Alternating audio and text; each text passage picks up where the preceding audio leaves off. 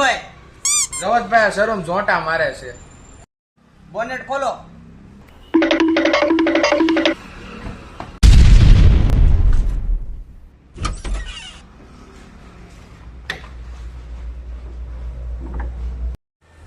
Oil ને પાણી આમાં નાખેલું છે કે?